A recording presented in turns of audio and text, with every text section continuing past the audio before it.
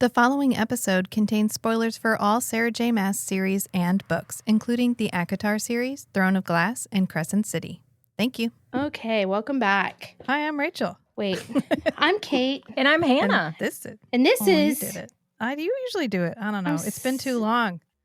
You do I don't it. remember. You do it. No, you do it, Kate. Go. Hi, I'm Kate. And I'm Rachel. And I'm Hannah. And this is Feast. Sheath. And Shatter. Is it hot in here or is it just me tuning in to hear these three chatting about fantasy novels of the spicy variety?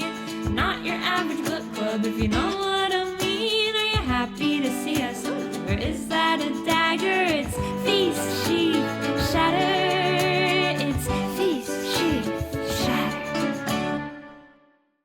There you go. I'm always the last one. Yes. Yeah, because you say Shatter pretty. All right, let's welcome back. We're on our second book of our reread through the ACOTAR series with Hannah. We didn't have Hannah last time. Yes. Nice And try. I'm practicing my deep voice. You can Nice just try, be friend. you. 'Cause It's I've fine. I know, but my voice is so much louder than everyone else's, so maybe I'll just like whisper. So guess how many times Feast is said in in Mist and Fury, and in Wing and Ember, which is the extra chapter that came out with the book. That was Nesta and Cassian's like extra chapter. How many times? 6. Mm. Guess how Oh. many? Guess how many times it's used in a sexual way? Twice. Oh. Sorry. Guess how many times the word shattered is said? Many, I'm sure. 7. No. 69. Almost 50. Wow. Straight up Wow. 50 times.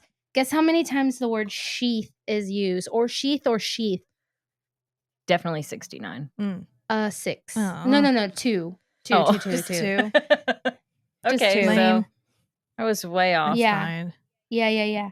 So I think that was really funny. I've been counting them. fun. Did you counting look up them in our gobble books. by any chance? I know you did Feast, Sheath, I- and Shatter, but I didn't do gobble. Does she use gobble a a lot?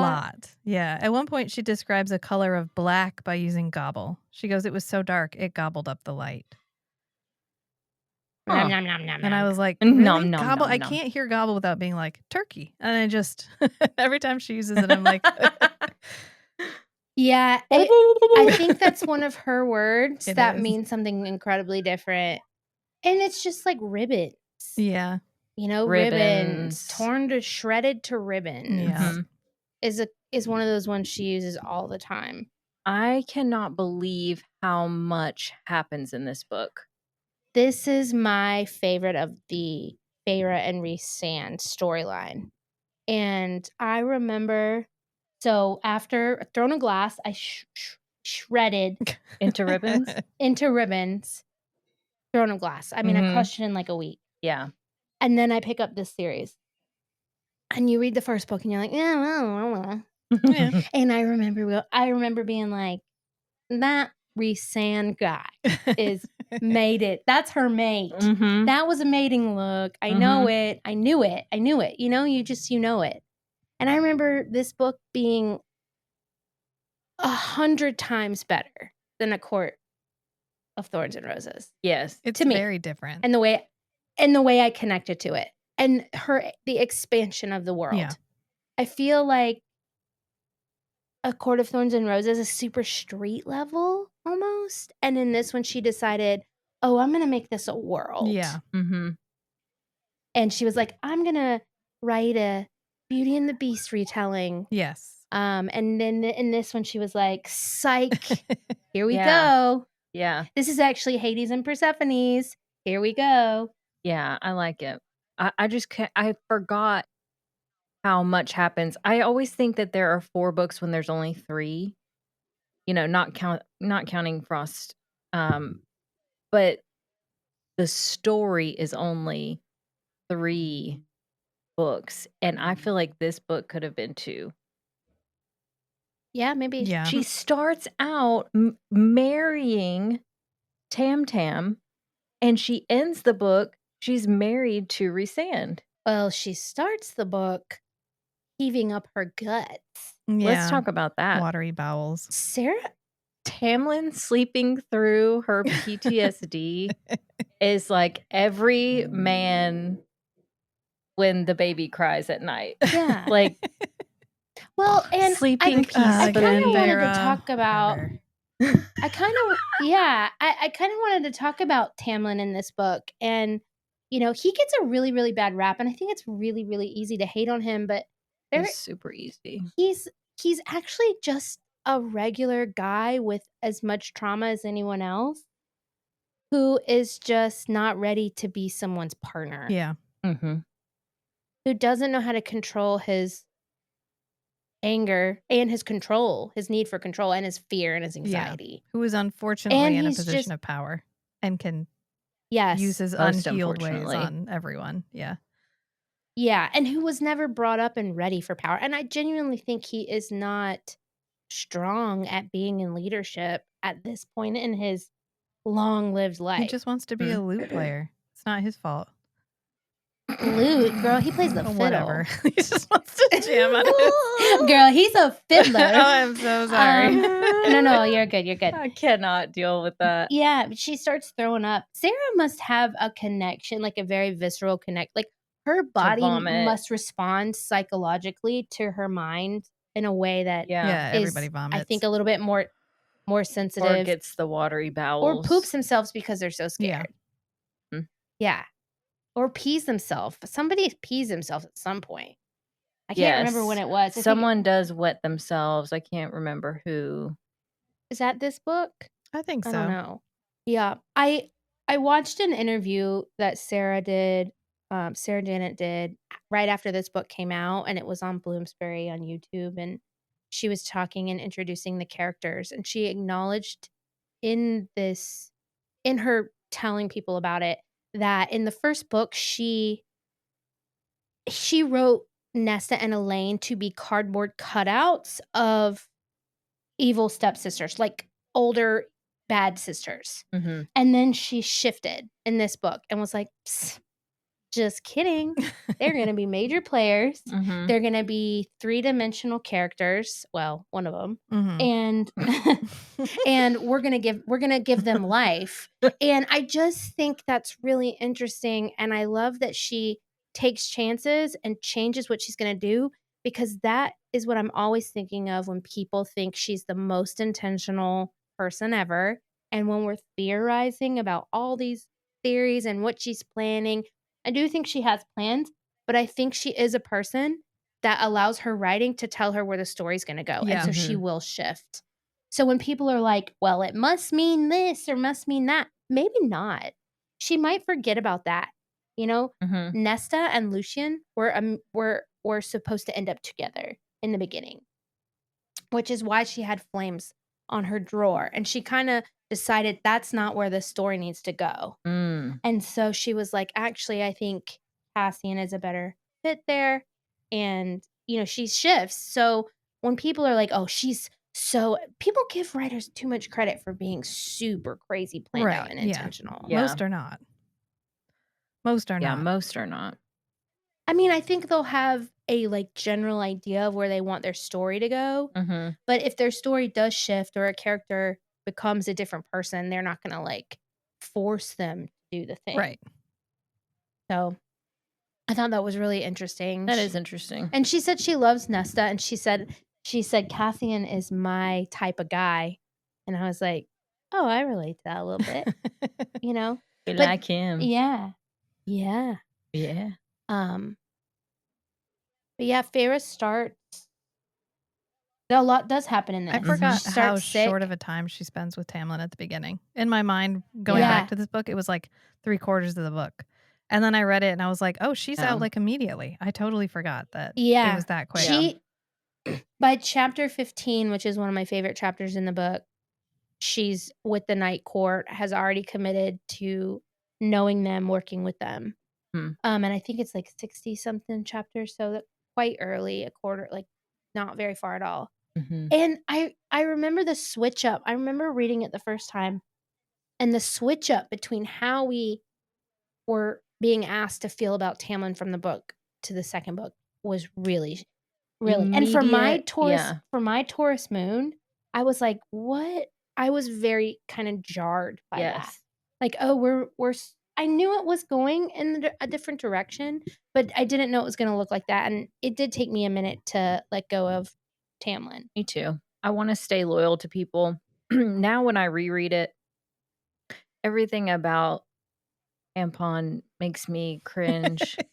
Everything he said, every word that he says, and it's obviously intentional. She's making everything he says. Bleh. Yeah. He makes me furious. His little temper tantrums, everything is unattractive. Yep. Even when she talks about them having sex in the beginning, I'm like, ew. Yeah. Ew, I don't like this. I think when I read this, I think it was 2022. Honestly, the language and the way I felt about relationships and the way I understood relationships should look was really different. And so I think I was catching up with what healthiness looked like.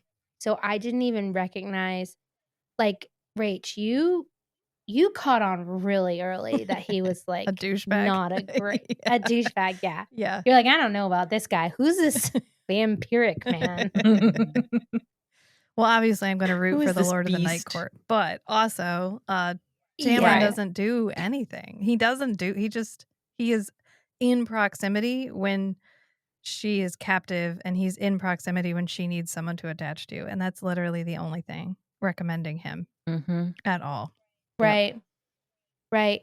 I see so much discourse, and it's really hard for me to, I don't engage in it. I just read it, but about Tamlin being more redeemable than Rhysand. Like, a lot of people think Rhys is really evil, and I kind of wanted to talk about that.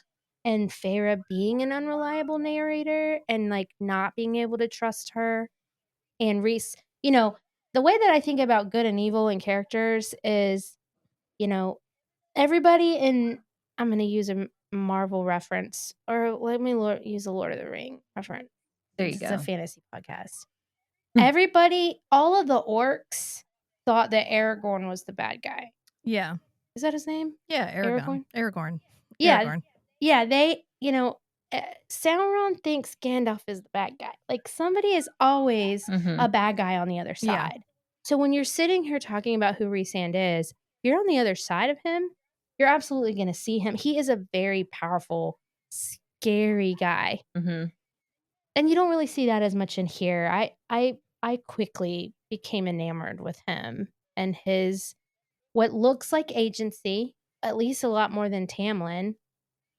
Some people will say he still curates her experience. But I think Sarah is well-intentioned in letting him allow Feyre to have a friendship first, and then something that blossoms into fated maidom. Why do they think that he's not a good guy? Like, I don't understand I don't go on any book talk. I know you don't. So their argument is, I think, comes from later books, and just, we didn't put this at the beginning. Rachel, will you do a thing at the beginning where we tell everybody that we're coming from you have to have read all 16 books. We're not holding back. That the way that he treats Nesta, a lot of people, when we get him from Nesta's point of view, the way that he holds back what he's not telling Feyre she's going to die when she's pregnant with the baby with wings, the way that he acts in Flame and Shadow. He's a little high-handed, but he is the High Lord. I mean, you are talking about a character who has spent his entire life learning how to be a leader, which requires him to have no vulnerability. And then you put him in a very vulnerable position, and he doesn't act exactly the way you want him to. Like, he's not perfect, and because he's not perfect, he's a bad guy.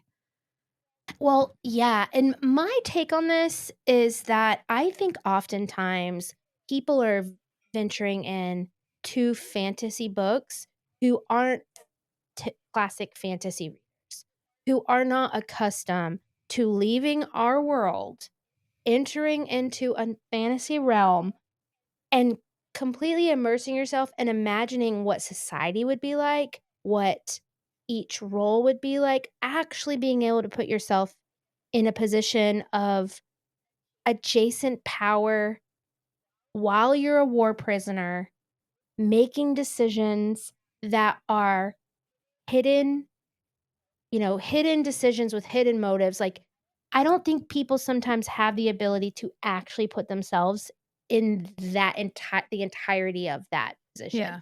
And so what they do is they compare somebody to a guy today on the street.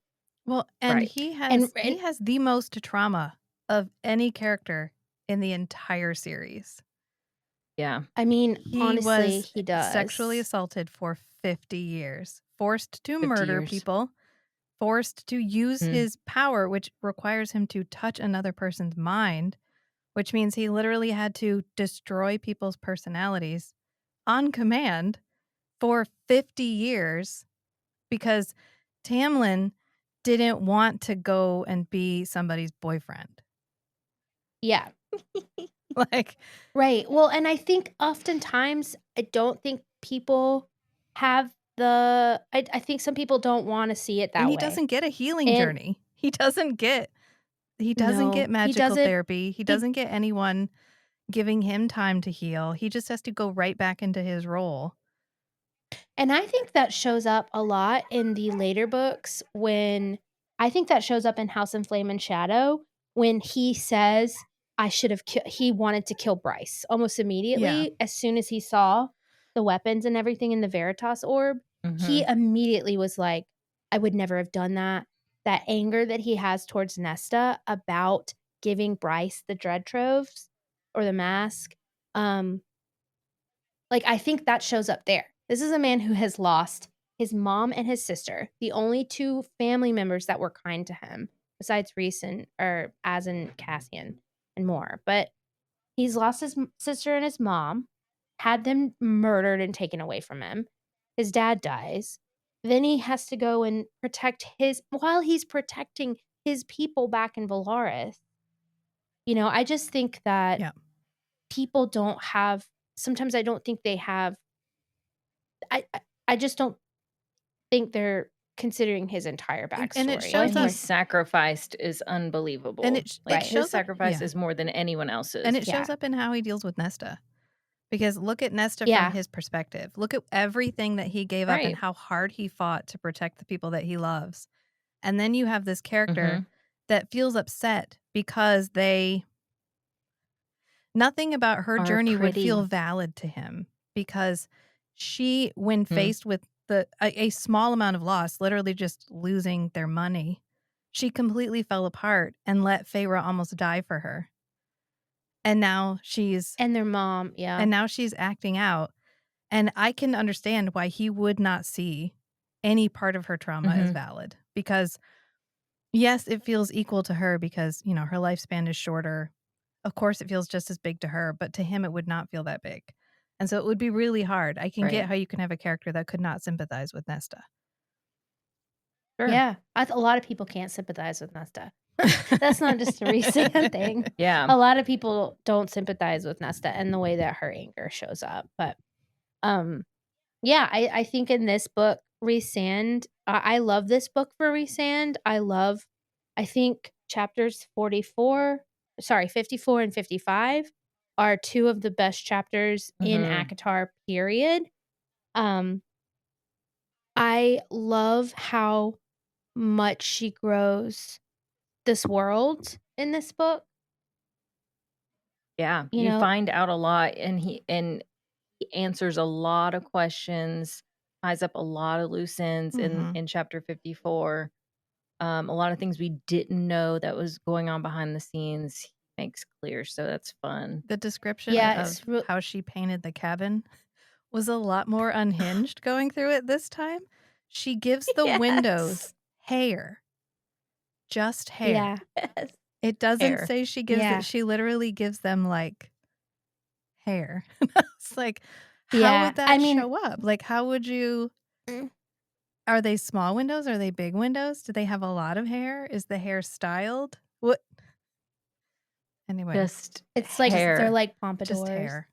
Just It's like Beavis and Butthead hair. Yeah. just on top of the windows. Yeah, just this one has a bouffant, Yeah. and this one over here has some braid. This one has bangs. This one over here has some locks.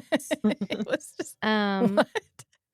I want to see This is like a nice- two nice like fringe. braids coming Yeah. out from this one. This one's, we call this one Pippi.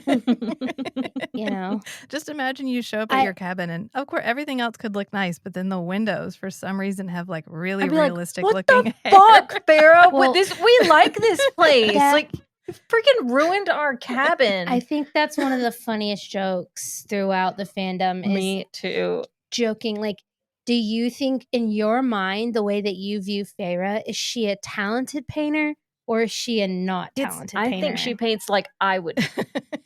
Yeah, okay. Which it's better. Is not good. Oh, it's better if the hair is good. Like it's better if the hair is like photorealistic and all of the windows have photorealistic hair coming down the side of in them. In my mind, she can paint photorealistically as well. So like when she paints their eyes, it's like she painted a picture on, like a literal picture on Well, the they wall. So in recognize my whose mind, she eyes is they a are. really good artist. Yeah. She's a really good artist in my mind, but I'm very optimistic. In my mind, it looks like, you know, very, very 7th grade art class. Yeah. Little You know, I'm off. trying to do like the shading. I'm trying, you know. Yeah. But it's a You little feel off. The perspective passionately- is a little off. You can tell who it is.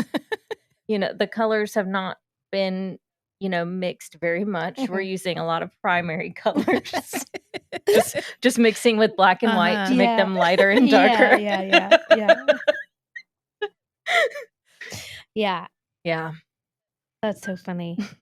I think that one of the most, you know, another book that this reminds me of, and I hate to reference other book series, but it's, to me, this is like Prisoner of Azkaban, the 3rd book in the Harry Potter series, because you get the first book. First book Where is a shit gets real. Shit gets so real. Yeah, it's like all of a sudden, oh, this isn't a fairy tale. Oh, this is some real shit. She just left her boyfriend that she saved the day for. And really quickly, I do commend how much she values herself, because I would have to get beat probably 50 times before I left because of how stubborn I am. Oh, yeah. So she is like, she realizes really quickly that, oh, I'm not going to stay for this. And I really commended that. And I remember when I read it, I was like, wow, I wouldn't do that. So I don't understand, but I think that's a really great example of what it means to look out for yourself and not let a man beat you up and lock you away, or take the starter out of your truck. Yeah, he tried to pull an Edward. Yep. He did try to pull an And she Edward was like, on no her. thanks. Right. Yeah. And him having to, and like understanding Rhysand's panic, constant panic that he's feeling on the inside. That poor man, like, I don't know. I guess it's because he's a man written by a lady. Yeah. But I like him I like that man. I like that man too. I like him. And he's so emotional and vulnerable and also kind to who he feels deserves kindness. And he may not have gotten to have therapy, but he knows what he has suffered. He understands the magnitude of his own trauma, and he acknowledges it, and he tries to get Farrah to acknowledge hers. Saying, come on, like we really went through some bad shit under there. Like, let's talk about it. Don't let her win. Don't let Amarantha win by just sinking, you know, beneath it all. Yeah. He does try. Yeah. Well, and holding back and not telling her that he thinks they're mates. I mean, that just in itself is another sacrifice. I mean, it makes sense. Well, then like, everybody's mad at Lucien for telling Elaine that they're mates right away. So what is Right, like, how do you win this game? If the rules are all made up. He doesn't tell her I they're support mates. Rhysand 100%. He doesn't tell her they're mates because he doesn't want her to feel like forced. Right. Right. Like he's there as a transactional thing. Like I'm only waiting for you to get better so that we can be together as mates. Mhm. Right. Yeah. And I think he really wants her to see him as a friend and a person, like a whole being. Yeah. I think And look how she takes it. When she does find out, she he's on death's door and she's like, I you know. fucking take him, and just drops him in the mud and then dips. She's like, I'm leaving. Another moment where she is so about her. Like she instantly goes from caretaker and partner and nurturer to no, me, baby. Mhm. Me. And this is how I'm feeling and this is what I'm going to do in this moment. Well, and she fought so hard to get to herself. You know, she had to escape Tamlin basically, and she doesn't want to give that up so easily. Right. Yeah, So, and it's like, I scary. understand wanting to take. I think you were a little dramatic about it, but I get wanting to have a couple days to yourself. Well, and That she's makes sense to me. also 20. Oh yeah, she's a child. Battle hardened. She's also battle hardened battle 20-year-old. hardened, We'll give her the 28 greatest assassin in the world. Battle hardened 16-year-old. Yeah, I think she's, yeah. Yeah. She gets so mad.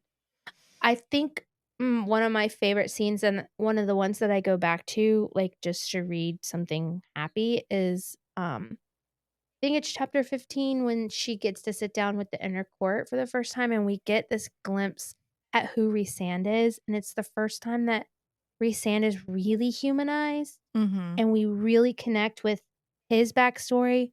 And when we get to see him with his friends and we understand that this is who he was protecting, this is what's important to him, this is a part of who he is. That was just, I love that part so much. I love that Cassian is the one that tells the story and that we get all these little backstories of all these people. I love those chapters so much and they're really great to revisit when you just like want to get just the lore. It's just the lore Mhm. dump. Yeah, it's fun. Yep. Trying to think. The cereal is. Yeah. Feyre's like, okay, thanks. I'm gonna go now. Oh, and if you wanted to help your mate even more, you could crush up this flower. And she's like, my what? and then the cereal's like, Oopsie. Oh, did you not Whoopsie know? doodle. Okay. Yep. Whoopsie doodle. Oh, you did not know, favorite curse breaker. I love the cereal in this book so much. too. The cereal gets done dirty, It's- honestly. Yeah. Mhm. I hate that, so many people have plot armor. I hate that the cereal was the one that couldn't. But you know what? Cereal is a being and there are more than one. So maybe we'll see a cereal in Yeah. another. Like the baby cereal. Aw, A baby cereal or imagine something. that. Imagine, yeah. Since we're getting another Tiny one, little creature. aren't we getting Yeah. another Akatar? Another. Yeah, are. sometime in the next year or two. Soon. I know I saw a video of her shutting a notebook and I was like, oh, and I think you sent it to me and then I saw it somewhere. Like I saw it everywhere for like a week. Yeah, yeah. Oh, people were having a blast with that. Exciting. Yeah. But again, take your time. Take your time. Do Yeah, not rush art. Please. And don't use AI. No. We will know. Please don't use AI. Please don't. We will know. We'll find out. Mhm. It'll be obvious. I also think that she's a little bit, from the characters that she writes, I do think she's a little petty. And I could see her knowing and understanding all of the fandoms out there and specifically swerving just to say, don't tell me what to do. Don't Tell me what to do. Yeah. I'm literally hoping for that because I do not want an Elaine and Asriel? Azriel love story book. I don't.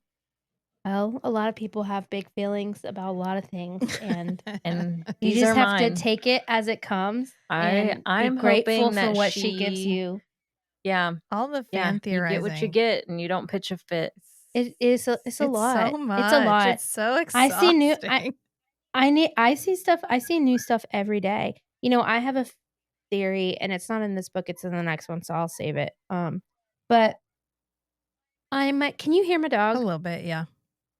Okay, I'm sorry. It's okay. He's having a hard time. He doesn't get.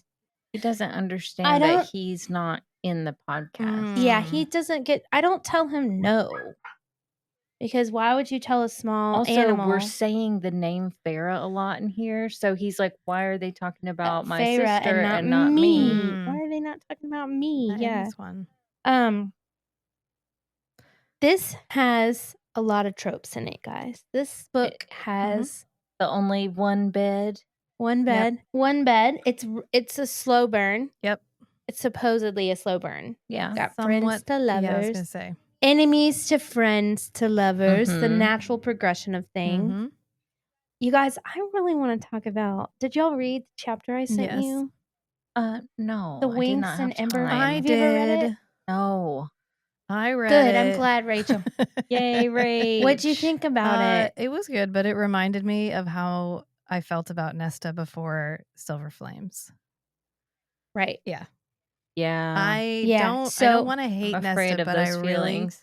struggle with Nesta until Was she we a get brat to in Silver it? Flames. What Oh, happens? 100%. Tell me Honestly, what happens. I think it is. I love the bonus chapters more than anything else in the world, because if there's something about me, it's that I love the subplots. Yeah. I could Mhm. give two fucks. I don't relate to main characters. I ain't a main character. I'm the subplot over there having a good time sneaking Yeah. around, Yeah. right? So it is basically Cassian has to go check in with Nesta. And we get this idea of Cassian has been thinking about her. He can't stop thinking about her. And it's this really tense interaction where he sneaks in the house and they go up together. And it's just really tense. But it's both of them being so like physically overwhelmed by each other's presence and constant friction. Like they either are hating each other or like almost making out. They don't, sorry. But they are you know, it's just this really tense introduction to this subplot love story. Okay. And I think it makes so much more sense for the ending of the book when Cassian is crawling towards her Yeah. after she goes in the cauldron. that. Oh, It yeah. is to have that. And Yeah. I love that kind. I love like a have this. Mhm. And I'm not going to talk about it again for Mhm. 2-3 books. And then you get, you know, you start to really love them together. Mhm. And I Later. never hate her. I understand her so I understand her so No. much. She's so It's bratty. the unearned arrogance. The I'm better than you with absolutely nothing to back that up with. And then But she don't even you think she's just faking? she even tells that? Well, and him she was taught to do that. she even tells him like I wouldn't be with you anyway because you're just a bastard. Like Well, I you're think she didn't worthless. mean, So but see, to me that was a an accident a little bit. I think she said the thing and then realized in that moment, oh shit, I did not quite mean to hurt him like that. Because what's nice about it is you do get his POV and her POV. Oh, okay. So you get him saying, you get this first inclination of them being on the same page as each other. Like he says a couple things about his intuition about what's going on with Feyre and Rhys, and then we also see Nesta think the exact same thing. So they're very kind of in tune with each other. We see the two sides of them kind of saying the same thing. But I also kind of want to know the psychological like obviously Cassian's low self-esteem, deep low self-esteem about being bastard born, about being from nothing, is one of the reasons why he is so attracted to her and the way she is and seeing through her bullshit. Like there is something about both of their toxicity and things that are bad about themselves that are really physically attracted to each other. And I think that leads to some of why people don't think they're a great couple, because it's their low frequency shit that is really drawn to the one and the Yeah. other. Yeah. But I mean, they are mates, so they are drawn to each other, but they're both in this, like, I just think there's so much room for that growth and what that growth I looks mean, like in Silver I believe it Flames. in Silver Flames, but Yeah. I just can't with Nesta until we get to Silver Flames. And I don't know if that's because of where we start with her. And then Yeah. they tried to backfill, Sarah J. Maas tried to backfill all that information into Nesta. And then she keeps telling Right. us she's queenly. She keeps telling us she's a blade. She keeps telling us She's sharp. she's She's a strong. She's dagger. the world's greatest assassin. Like, you keep telling me this, but I never see it until Silver Flames. Yeah. Until Silver Flames, she struts around the room. She Yeah. never leaves the house. We see nothing else of her. Nothing. I know she's skinny and she has big boobs and she's bitchy. And that's all I know about her until Silver Flames. Yeah. Because we don't get anything with her. Like, she doesn't, even when the queens are all together, all she is just mean to them.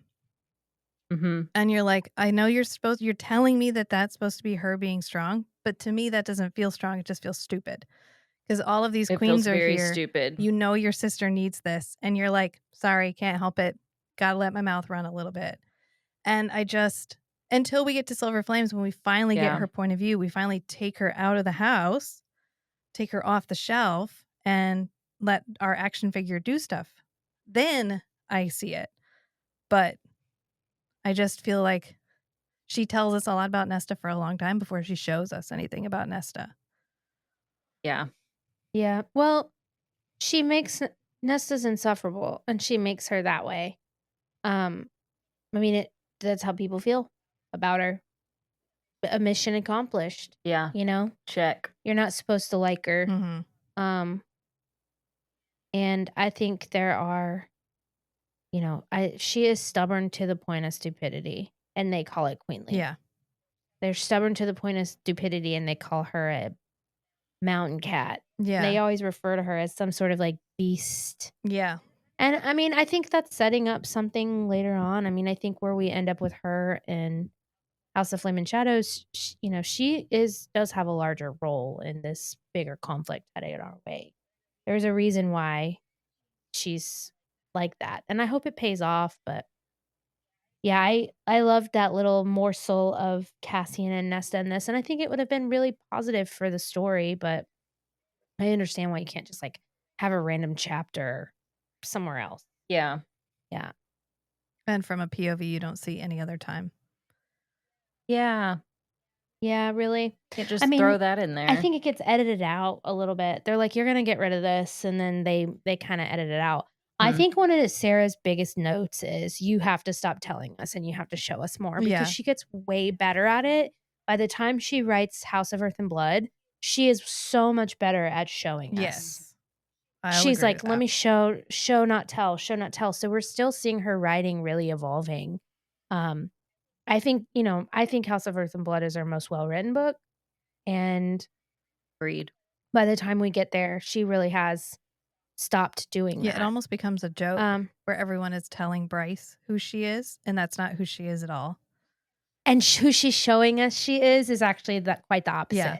Oh, I'm not some vapid party girl, you motherfucker. Yeah. Yeah. Oh, what was I doing there, buddy? Do you think I was just getting my nails done? I don't think so. Guess whose motherfucking girlfriend that was? Yeah. She is, and that becomes such a great part of her storytelling is who people tell us they are versus who they actually are. Yeah. Yeah. And this one, Imagine her go ahead, Kate.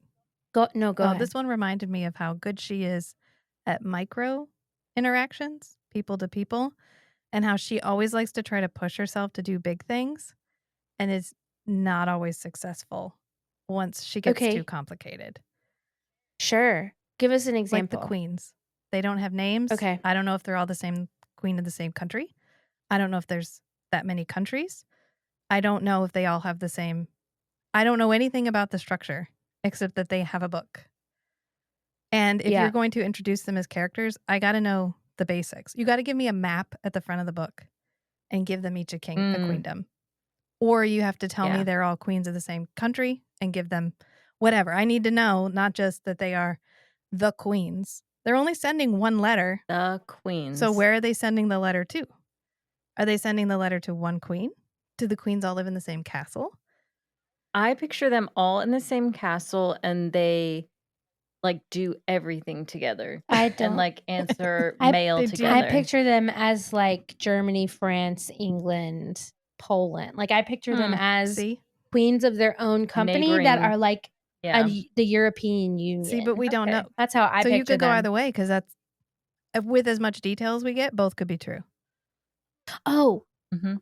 you know what else is great about this book? Sorry, I didn't mean to. I fucking going to a different court, going to the summer court and meeting Tarquin, Mhm. and then that whole thing, and Feyre's kindness towards the river nymphs or the nymphs, Mm. and then them coming back and saving the day. She loves to do that. That's the Aelin's whole thing. Yeah. You know, be nice now, it's going to save you later. Right. I love getting to see the other summer court, the other courts. And I hope that, I really do hope we get to see more of the other courts in the next book. It's nice seeing how everybody does their things Oh. Mm-hmm. and seeing that Feyre learns how to, and slowly watching Feyre come into her power. And watching her, Rachel, what was it that it's not super clear. It's hard to understand that she actually turns into Tarquin to get into the underwater secret book of readings. Yeah. She like turns into him. Yeah. And like tricks the wards Thinking into that she's thinking him. it's She Tarquin. like shapeshifts into him. Yeah. Yeah. And like watching her develop her power and then realizing like how strong she is. And then the water wolf thing, which doesn't really, where's the wolf thing coming from? The Like, water wolf. yeah, one of her like powers naturally shows up as water wolves. Oh, when she's making the Fighting. animals. Well, when she's fighting, when Hybern attacks Valaris, Hmm. her instinct is to create wolves of water and kill people with wolves of water. Is that not you would do? It's so I mean, complicated. I maybe. So needlessly I don't know if I relate complicated. to. I don't know if I relate. I don't know. That's what I'm saying. Like that was the first time we picture her as a wolf, or like related to wolves. Like, is she Danica Fendir's great grandma? I was just thinking like, because she makes those little She water killed animals. because she killed so, a like, wolf. Yeah, Let's just make them a ferocious very wolf pack. feisty. Mm. Well, as an NC State alumni, I actually do appreciate the wolf pack. Yes. The water wolf pack. The water wolf pack. The water wolves. Yeah, and she, her powers, which are a little weird. Sarah is good at giving us some, but you're right, Rach. She could deeve. You could deeve. This is where it She could deeve This people. is where it would benefit from being 2 books because we could stretch Right. parts out. Because when we go to the summer court, which is a good scene, we befriend everybody. We spend all that time, and then they're like, "Great, let's steal their shit," and it's fine. It's fine for a short for this. But if you really want to show me that they're acting politically, that Rhysand is a high lord and he's a trained politician, we needed to attempt some form of political means of getting this thing of diplomacy. Right, of diplomacy rather than espionage. Because they're literally just like, oh, he'll never give it to us. Whatever, fuck, we'll steal it. Instead of like, well, maybe we send why did her name just leave me? Amarin. Why don't we send Amarin in there to feel out? Like, do they know what's in there? Would they be willing to give it to us on loan so we can give it back? Although we can't give it back because Feyre chucks it in the cauldron, but whatever. And like, it's okay. Girl, there's a whole nother the whole ass copy of that book. No, she Why would you do that? No, she just chucks it. Yeah. No, but there's okay. There's a whole ass other copy of it. No worries. But Sure. yeah, you can't tell me that they're political and that Rhysand is a very good High Lord, like political High Lord, and then not have him do any politics. Well, and I think that is maybe its intention is to show that he's actually not perfect and he doesn't do everything right. Because I do think that is his fear of the bad thing happening. Yeah. Because for him, the bad thing always Well, happens. then give me conflict in his court before it, where they're like, could Right. we I just don't think there was time. There wasn't time in this Yeah, book right? and That's why I'm to saying show off it's fine as his is. I But if you're think- going to do 2 books, you could add that in where he has a discussion and with his court where he's like, "What if we steal it?" And they're like, "What if we ask?" And he's like, "I think if we ask, they're not going to give it to me because of who I am." And then we get like a, "Oh, okay, that's why Yeah. you immediately go I mean, for the nuclear option." Yeah. I think building in more urgency, that could definitely, because I think we forget that they don't have a lot of time. Because, this is a romance, but one of the things that does happen that people really do love these books is there is a lot of plot happening.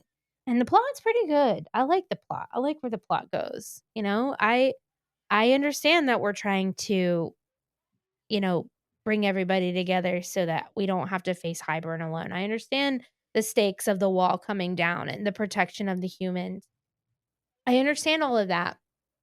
But it is a love story. So I think there is more room to build upon the politics and just flesh them out a little bit Yeah, more. especially if you're like you said, we're all working on like we're going to have to work together to defeat Hybern.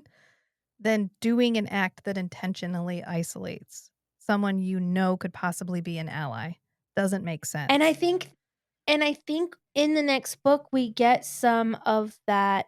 I do like that she does circle back to it. It does come back and bite him in the ass. He does. We get that point when they get those blood rubies that, oh, he feels bad. He feels terrible that that's the decision he made. He says like, "Oh, I made a mistake." Yeah. Well, one, I fought those guys instead of mind melting them. I used my physical prowess instead of Yeah. melting their minds. And then he's also, frustrated with himself for not attempting to, he likes Tarquin.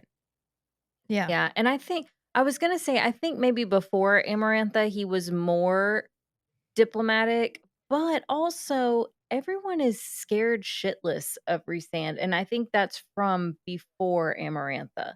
Like he maybe always had this reputation Well, yeah. of just being like a come in and take what he wants type of high lord, and Yeah. maybe didn't work with people, that well. Because Yeah. it does feel like he is the enemy of all the other courts. Which is where you give Yeah, me that's where you give me the short scene of him being like, "Well, I'll just take it," and then being like, "Well, that's who you used to be. Is that who you still want to be?"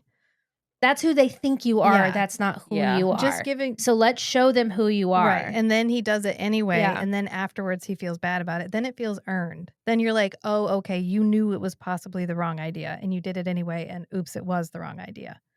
Instead of me having to Right. extrapolate that from between the pages because some of that is in there and a lot of it isn't. So it's like that's where she's really good at like the Rhysand and Feyre, Rhysand and his friends, Cassian and Nesta. But once we get big, Mm-hmm. once we go any bigger, she starts to struggle. And that's where she needs an editor to step in and be like, "I'm not feeling the reason that he's doing this here. Can you add a couple of lines?" Or "I'm not getting that this is like you're on a time crunch. Can you add in some like dates or something for me so that I'm caught up with how urgent this is?" Yeah. Yeah. Well, and I think that her editors, I mean, she has become one of Bloomsbury's biggest writers, and I think that they have spent more time on editing. I want to go back to House of Earth and Blood, which is written, several years after this one. I think in 2020. 2020, 2018, 2019. This came out in 2016. By that point she has people telling her like, it's so concise. We know she can be concise. Yeah. We know that she can write a book where everything is important for what is to come. Yeah, I think you're right. I think they definitely could have expanded on it, and that there is more room. And I think that's when people say, "Oh, well, she's terrible writer, or she's, or she's terrible world builder." Blah, blah, blah. That's, I think there's some room there. I have my same problems with the ending of this one that I had with the last one which the last time I read Okay. it, which is I like Okay. when Nesta goes in the thing and does the point, which I've seen a little like bumper Yes. sticker of just the point, which I think is funny. But they're big Uh-huh. mad that now they're immortal and they have magical powers. They're like, God damn Yeah. it, I'm so mad. I'm so beautiful I'm forever. prettier and I have magic powers, and now I'm not gonna die, and this sucks. And I'm like, I don't believe it. You didn't give me any drawbacks to being a fairy that would make me believe that it matters. Okay, let me put you in a space. Okay. Let me build it for Okay. you. Okay. I'm here. We are always in Feyre's point of view. So the whole book, we only see how cool the fairies are. There really is no drawback to being immortal and beautiful and rich. None No. that I can see. No. I mean, you have to live in England, basically. But like, think about how they were raised. Think But about in their point of view, like the they're fairies are devils. yeah, Like they're demons. They're demons. They're And evil. that's not going to work on Rachel. She prefers. Sorry.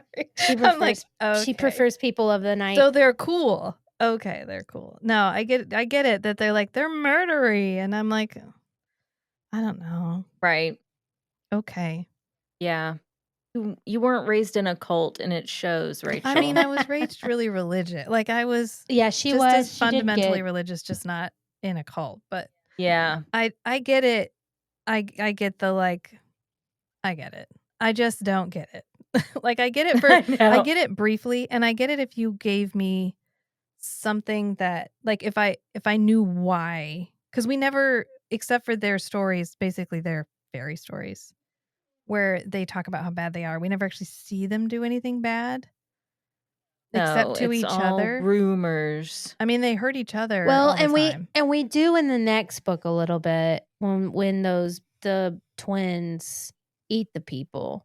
Yeah, I mean, Those creepy little twins. And I mean, but they think that fairies, the fae, eat humans. yeah. Like they think that. So Mhm. they're being turned into something that is a natural predator of people. Right, and I get it for of who they at actually first. are. Like I get it for at first when they come out and they're like, oh shit. I give you 2 days. and then to be like, 2 well, I days mean, tops. actually, it we just really doesn't take.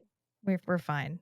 But they mad for Well- a long time. Nesta's mad for a long time. I mean, not really. Like, let's just break down the time. Okay, so Silver Flames happens like 6 months after Wings and Ruin. Maybe less, maybe a year, right? And then that story is a year, so that's a year and a half, 2 years. And then by the time we get to House of Flame and Shadow, that happens about 6 months after that story. So she's big mad for maybe 2 years. So is that a long time? Yeah, That's a that's a long long ass time. time to be Yes. mad. You proved my point. I Thank give you you 2 days. But it feels like yeah, you just proved But I the think- point. But I think, I mean, would you be mad? How long would it take you to get over being, you know? I don't think it's the same. It's not apples to apples. Mm-mm. Isn't it having your autonomy and your agency being violently ripped away from you? They are being put into a situation where they have more autonomy, though. They go from being like they But have to if marry you have, in order to have position to being in a place where they don't have money problems. They don't have any obligations. They're free to do whatever they want. Yeah, but the act itself was like, violently. violent and taking their I mean, they don't get a power choice. away from I get them. the not having a choice. Yeah. That's the only upsetting part. That's Yeah, the is that- only thing to be that upset it was about forced upon is that them, it was for you were this dumped beautiful- into a cauldron. dumped into billionaire beauty. And then everyone saw you all wet, you know, like and that's probably embarrassing. through your white gown. Yeah, like They saw your excuse whole me. I body. would have put on something different if I'd have known I was taking a bath in front of everybody. Yeah. Yeah, if I was being dipped into the chasms of the cauldron. I didn't realize that y'all would be staring at my pink areolas through my They were- white gown. They were also kidnapped, didn't know what they were going to happen to each other, and they all watched each other. I don't know. I think trauma, if you don't deal with it, can stay for a very long I time. get that. And I think that the act of the thing, even if the benefits, even if you come out a Mhm. billionaire, because Rhysand is a billionaire. Yeah. He is in essence this is a billionaire story. He's basically Batman. Yeah. Bruce Wayne. Mhm. Yeah. Yeah, basically. Yeah, basically. There is no difference. No. Maybe And maybe the fundamental flaw here is punishing them by making them into immortal, beautiful, magical beings. Like, it's not okay. on them that they don't get with the program too quickly, but it's like, what evil villain is like, "Ha, I will turn you from a mortal that I can easily kill into a thing with more power and beauty than I can even imagine."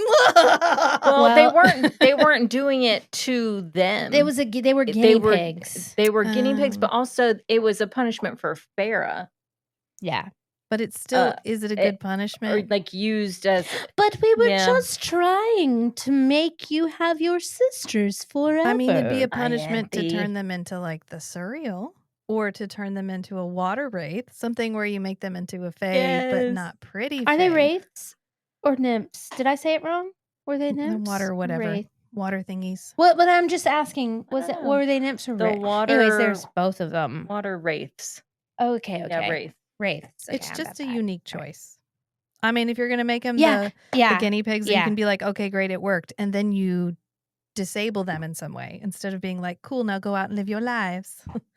I think the scary part was they didn't know if it was going to work. Like they very easily could have just been killed in the cauldron. true. And turned to monsters. And yeah, they didn't know that the outcomes were going to be so good. they were used as guinea pigs, which is the infuriating part. Yeah, and I do think and I hope that we do get a little bit more lore and a little bit more deeper explanation as to why those women were able to go into that cauldron and the cauldron recognized them as something and give them a power and they were able to take something from it. Yeah, Because that seems a little wild to me. right.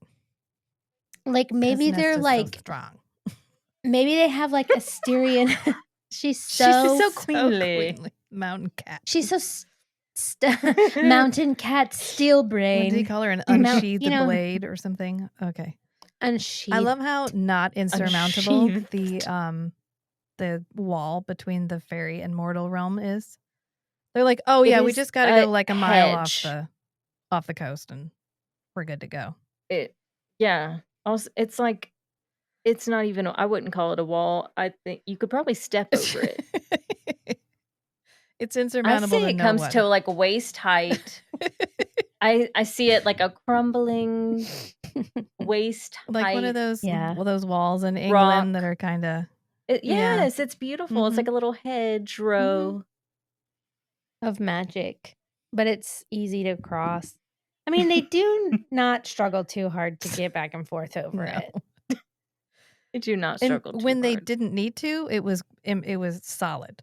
And then as soon as they're like, "Well, we need to Mhm. go over there," they're like, "Well, there's gaps. A whole There's gaps. Yeah. And we can just Yep. fly there. It's fine." Which I guess not everybody Yep. can fly, so Is that this isn't it isn't you can't winnow through it. flyable. They got that going for them, which we don't explain why the queens can winnow either at all. We get I think we get a tiny little bit of explanation about that, which is that 500 years ago they were gifted the power of winnowing, but she doesn't explain the magic. So you're not wrong in saying like, okay, that could have been we could have had a stronger explanation there. But there's room for growth. There's room for growth. Yeah, that's an opportunity for a little side story. Mhm. I Yeah. think, or a bonus chapter. That would be a great Right. side story for when Lucian wanders off and goes on that quest Yeah. that happens entirely off page. Yep, and he just comes back with their Yes. dad. Like that could be its own book. That would be A an novella. excellent way a wish list to flesh out the human world. Is to have Lucian Yeah. traveling Yeah. through all of the human kingdoms. Yes. Yeah, like what's going on with this lake and this sorcerer? on the Who continent. is this guy? Wild that happens off page. Wild. I can't wait till That's we a get there. lot. Because that is so much. If it was like one Yeah. thing, it would be fine. But he comes back with like the Firebird lady, and then he comes back with their dad. He comes back with all these things that there's no reason for So him to be able much. to find. Yeah. I need a whole nother book just on that. That would be so fun. Yeah, it is a slightly I guess a writer might say, like, lazy way of solving something is to have an entire story come together that there was no allusion to. Yeah. Yeah. You know, there was no foreshadowing. Have either of y'all read Kingfisher? I've read, yeah. Mm-mm. Or no, sorry. Quicksilver? No. No. It keeps popping up on my For You page, Well, though. it is Is it good? it is Yes or no? it's not a yes or no answer. Okay. It's not a yes or no answer. So, I had to pick it yes. up 4 times to get into it. Once I got past the hump, I enjoyed it to where, like, I couldn't put it down, but I wasn't having the best time. I was Oh. having an okay time. There are a couple characters in it that I really like, but what happens at the end, it was like it happened for the sake of it being not relevant to anything that's happened before. So it was Yeah. just like, I'm twisty. I'm gonna Look how s twisty I am. look how twisty I am. I'm not trusting my For You page anymore. Like, Quicksilver is okay. It's not a bad read, like, it's romantic fantasy, but it's written kinda like mafia romance a little bit. Like, he's a little bit darker, a little bit harder, and, you know, there's a like 4 people on Earth that 5. I would say 6 tops that I will read something that they tell me to read. yeah. Mm. I don't know. I don't know about that one. I did read a really, really great book called Blood Over Brighthaven. It was really good. It did not well, I won't say that. It ended. ended. Like, I've never read something It that had you an told end. me was good and thought, "This is not good." Okay, well, I'm That's glad. good. That's So, good. you're on the list. Thanks. I'm glad. And obviously Rach is on the list. Oh, no. Yeah. That's pressure. So, I haven't I don't read know. anything.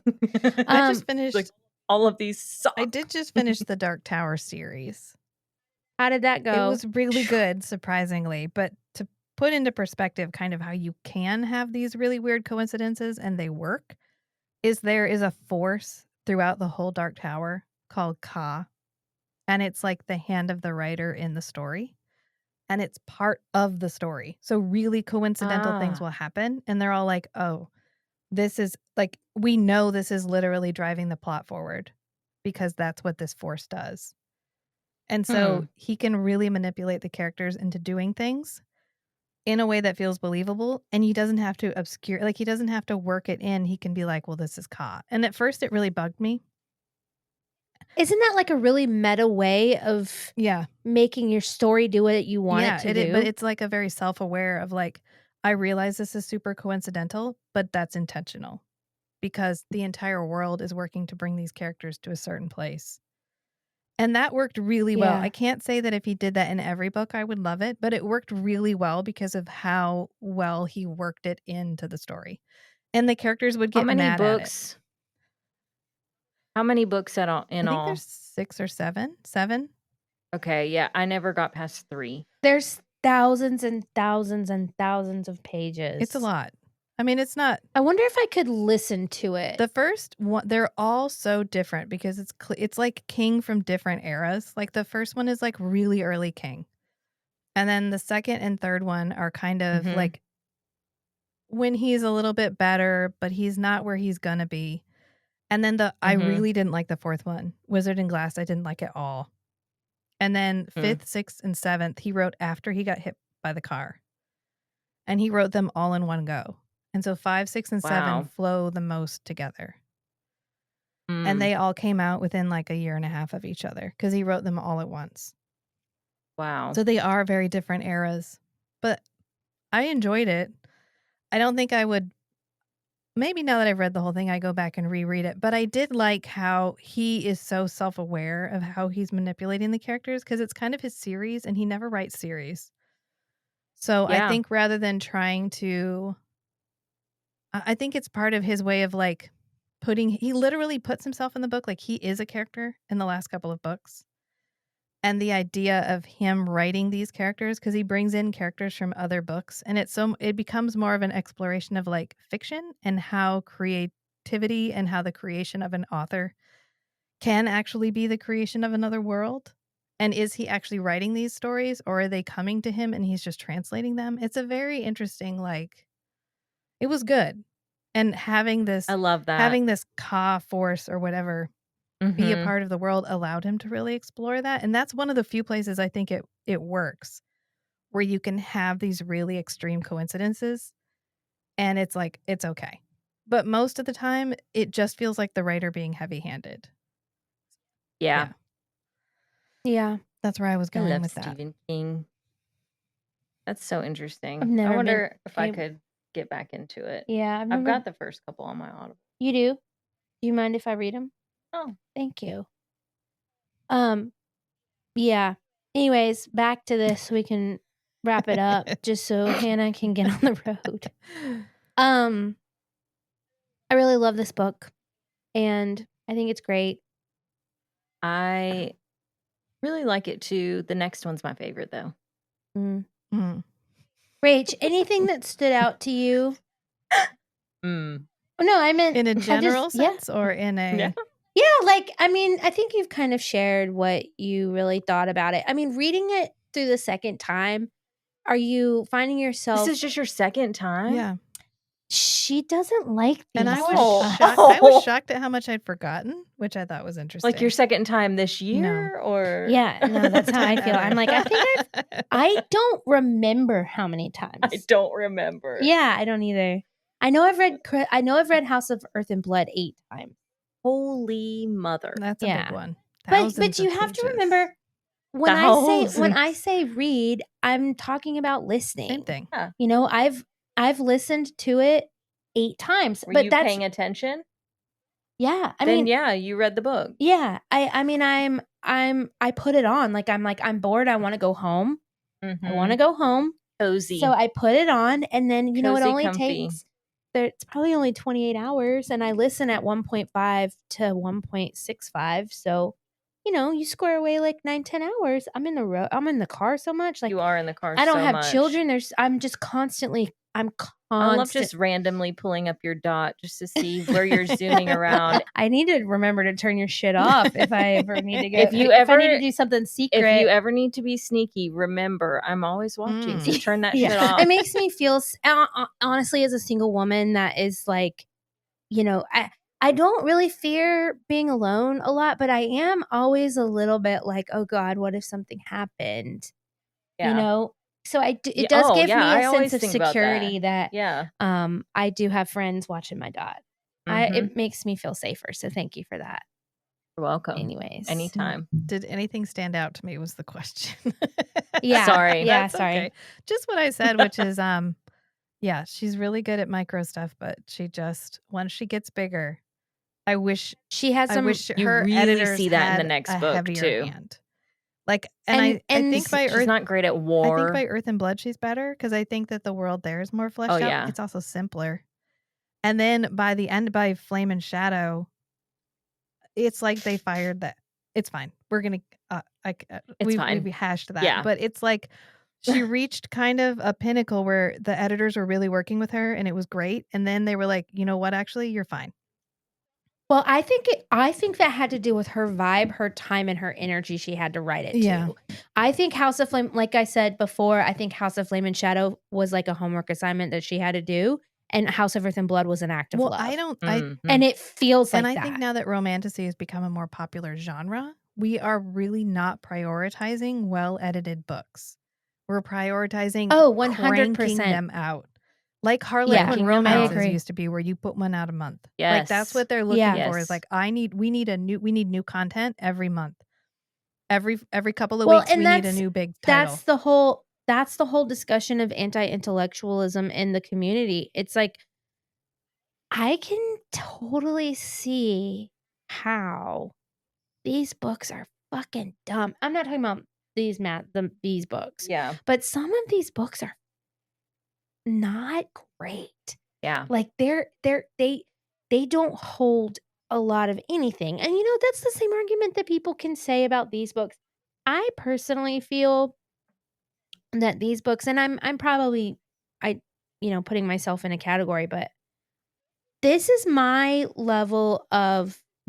perfect for my level of enjoyment. For me, Yeah. this story is, as someone who has been a lifelong fantasy reader, I've read all the Old White Men. I love those stories.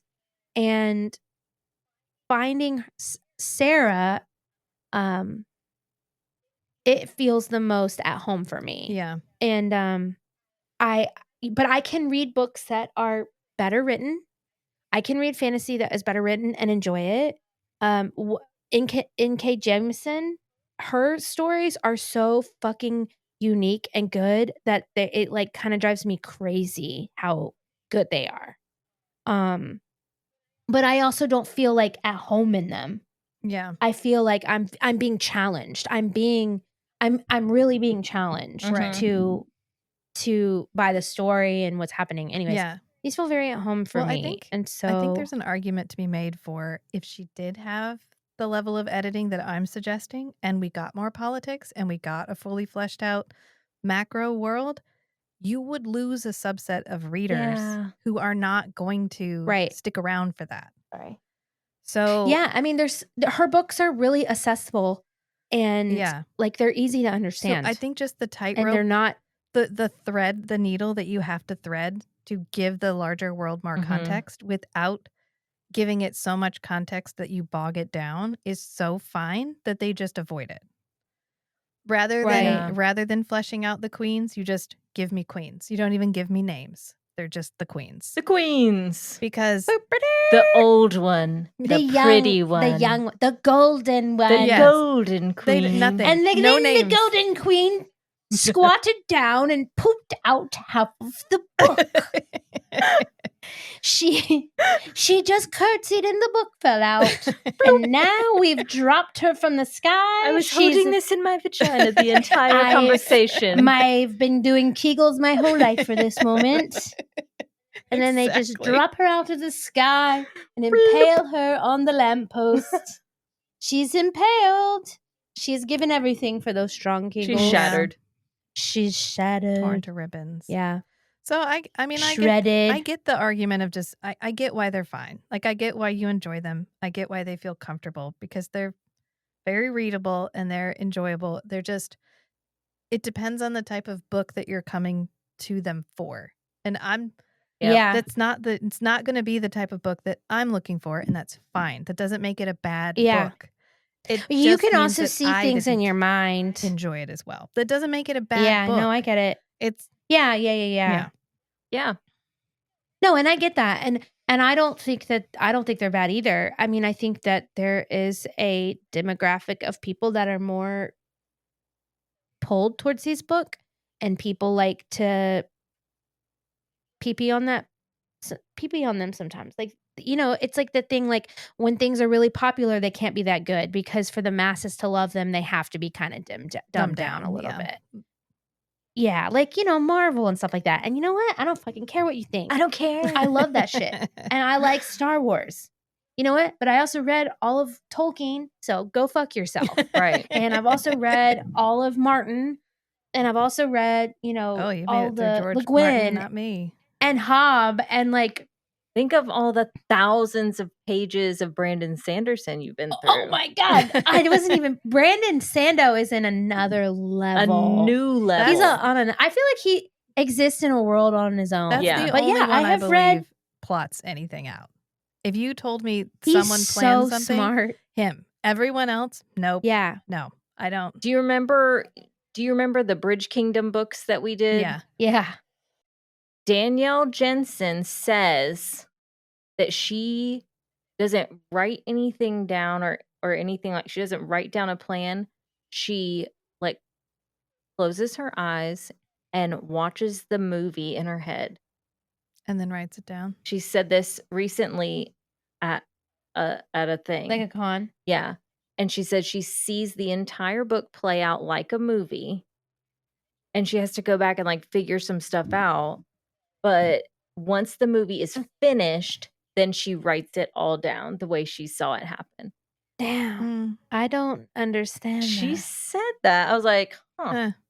That's a really fascinating brain. So in the Dark Tower, Right. Yeah, go when we ahead. talk to Stephen King, there's a part where we meet Stephen King, and he's talking about writing and how he writes. And he's like, he says sometimes he plots stuff out, but that if a character goes their own way, he has to go with it or the story is dead. And I thought that was a Mhm. really interesting way of looking at it, which is like you can have an idea of where it wants to go, but if it goes its own way, you have to go with it. Or Yeah, don't fight it. And that's what Sarah has said And about that's- why she's made the changes yeah, she's made. Yeah, don't be stubborn. Don't stubbornly stick to this one idea that you had if it's gonna hurt you in the don't end. write out your Yeah. tropes and then try to fit them all in. Just go with it. Yeah. Yeah. Write your characters, and if your character evolves and becomes something different, let it be. Let it become that thing. Yeah, the trope charts 'Cause drive that's me really what nuts. The little where they put the book up and then they put the little arrow with all the tropes. Although I saw a Yeah, really and good that- argument for why we're very trope heavy right now, and it's because in an uncertain world, you want predictability. And trope heavy Yes. books are Mm. extremely predictable, and so they feel comforting. Yes. Very Yes. comforting. Yes. Yeah. Like I have recently read a book that doesn't end brightly. And when I read it, of course it lingered with me. And of course it required me to do more thinking. And of course I sat there staring at the ceiling and like intellectualized what I had just read and how it fits in today's world. And like it did, it did all of the brain things, the intellectualizing that it's supposed to do and the critique and the like diving in it and like thinking. I did all of that and I was exhausted and I didn't want to fucking do that. And I was like, where's my Minotaur book? Yeah. Yes. Morning Glory Milk and Farm, where are you? And I recognized, I was like, oh, this is so good for my brain. But there is a piece of that like while it's enjoyable and I find myself growing and I'm so grateful I read it and was immersed in that world. And books are so fucking political. I also felt like tired. Like I was like, oh, Exhausted. I was exhausted by that because it's so similar to the world we live in today. Yeah. It requires the emotional, my empathy, that like I'm in that world. I'm feeling what those people are feeling. And this world in this book is just as Was it The Handmaid's Tale?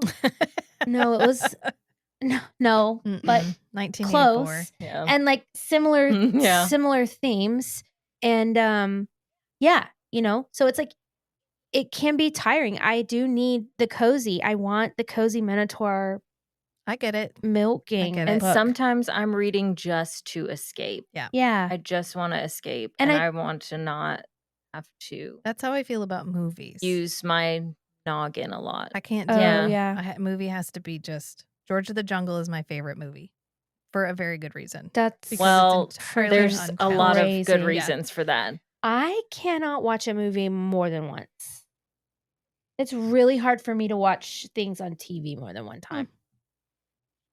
Are you one of those people that likes to watch the same thing over and over? Constantly. That's an anxiety thing. I don't like to watch. You've had to force me to watch new things. Yeah. I struggle And with I've watching new Been content. happy, but I have to be made to. Yeah. And I don't want to watch something I've seen before. You have to sit me down and you have to take the remote from me and you have to put it on the show and you have to start it. Yeah. And you have to make What was me it watch. that was it Ted Lasso? Like what was it that No, it was Fleabag? Fleabag. Fleabag. Yeah. Which I'm so grateful. Yeah. Hell yeah, It's usually Which but I it's good, have one of the but I have best TV rewatched the hurdle thrice. the hurdle Yeah. of getting Yeah, yourself to because- watch it is Yeah. hot. And I'm the It's exact tough. opposite. I'm constantly seeking novelty. Mm-mm. And like when I've reread a book 8 times, I'm trying to understand what it is about me being with these comfortable characters. Like I've listened to Project Hail Mary 3 times. It's so good and I enjoy it so much that I can just go back and revisit and revisit and revisit when I'm engaging with it like this.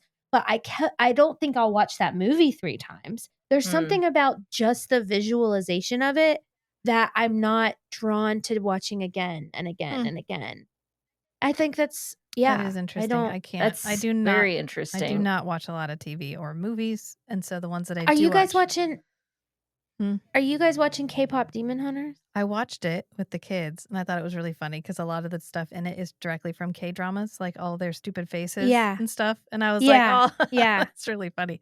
Like, when she trips Yeah. and he reaches his hand out, that's a huge trope in K-dramas Yeah, because that's usually how the yeah. love Yeah. interests meet, is the girl will trip over Mhm. something stupid in slow motion, and then the guy will have to catch her. So when he Mhm. didn't catch her, it was really funny. So it was cute. Yeah. I was sitting with Sadie watching it, and I was sitting there watching it with her, and the moment that the guy, his hat brims up, I looked at him and I looked at Sadie and I said, "That is not a villain, that is a love interest." And she was like, "How do you know?" And I was like, that's my genre, Yeah. girl. This is Yeah. romantic fantasy. I'm a professional at this. This is romantic Literally. I can fantasy spot a love interest 10 miles away. away. You cannot fool me. Mm-mm. That fine little cartoon character You in that, fine little demon, you. Yeah. yeah, that is a love interest Yeah. right there. And and like the friendship, it's just such a good movie. cute. It's such a good movie. I really loved it. Yeah, I could probably watch that a couple times. Well, it's got music. Yeah, it's got great music. Which is weird because you hate musicals. yeah, I do. It's Do not you really a love musical this? because they're not like I in don't daily mind- life. They're like performing. That's true. They're not like, They're not like stopping what they're doing and singing at each other. Yeah. well, excuse me, but like the best song between him and her, they are like talking and working out stuff and they stop and sing at each other. Well, I skipped that part because I don't remember it. Okay. I don't mind animated singing. That's Huh. different. It's like real life singing Yeah. at each other. Makes you uncomfortable. Except for in Wicked. But I think that's because it's so good. so cartoon like. Oh, Mm, yeah. You that's know? fair. So colorful. It's a fantasy story. But like if it's not fantasy and you just stop what you're doing to sing, what? I love it. Yeah. Except the I want to Anyways. stop and musical. sing at you right I now. love the Buffy musical. Oh yeah. Yeah, Buffy musical. Still good. Yeah. Well, I think that we've said everything I think we need we've to say. said everything we wanted to say Say. about Mist and Fury. Yeah, that was good. Uh, And now we'll just do the next yeah, one. I can't wait. I can't wait. All right, All bye, right. friends. Okay. Bye. Bye.